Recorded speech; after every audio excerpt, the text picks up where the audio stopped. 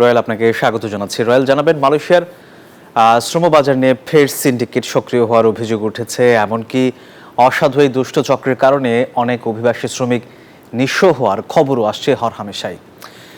এই বিষয়ে আপনার কাছে কি তথ্য আছে? আপনাকে ধন্যবাদ। অ্যাকচুয়ালি বাংলাদেশ থেকে বেশিরভাগ শ্রমিকরাই সৌদি আরবে পরেই মালয়েশিয়ার অবস্থান, মালয়েশিয়ায় আসতে তারা পছন্দ করেন।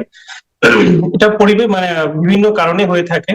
তো পছন্দের তালিকা যেহেতু মালয়েশিয়া, সেহেতু এই মালয়েশিয়া প্রবাসীদের আশাকে কেন্দ্র করে বাংলাদেশে এক ধরনের সিন্ডিকেট গড়ে উঠছে বিগত প্রায় 15-20 বছর যাবতই।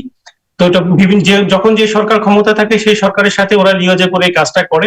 মালয়েশিয়াতে যারা শ্রমিক হিসাবে আসেন তারা যেখানে যে কোম্পানিতে আসেন, যে ফ্যাক্টরিতে আসেন বা যে প্রতিষ্ঠানে ওরা নিয়োগ হয়ে আসেন, ঠিক একই প্রতিষ্ঠানে, একই কর্মস্থলে, একই পজিশনে আমাদের ভারত বা নেপাল বা পাকিস্তানের শ্রমিকরা খুবই অল্প খরচে আসে। সেটা বাংলাদেশের টাকায় মূল্যমান হিসাব করলে প্রায় 2 লাখ টাকা, 1.5 লাখ, 2 লাখ টাকার মতো। সেক্ষেত্রে আমাদের বাংলাদেশিরা শুধুমাত্র 4 লাখ, 5 লাখ, 6 লাখ টাকা দিয়ে আসতে হয়। এটার মূল কারণ হলো আমাদের সিন্ডিকেট। আসলে এটা আসলে খুব আমাদের জন্য দুঃখজনক, প্রবাসীদের জন্য দুঃখজনক, কিন্তু কোনো উপায় নেই। মনে হচ্ছে যেন এটা দেখার জন্য কেউ নেই।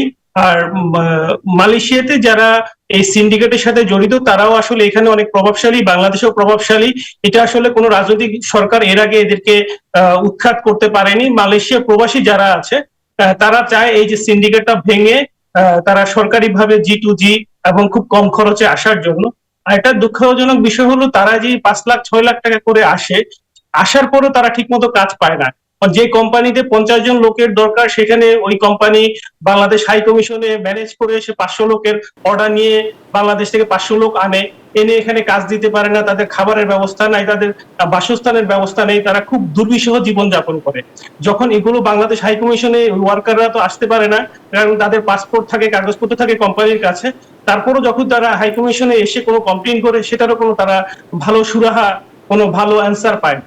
তো আসলে প্রবাসী বাংলাদেশিদের দুঃখ দেখার মতো যেন কেউ নেই। বান্ডেল থাকলে প্রতি সেনমানিতে টাকা বাঁচবে। বিকাশ সেনমানি বান্ডেল কিনে জিতুন প্রতি লেনদেনে।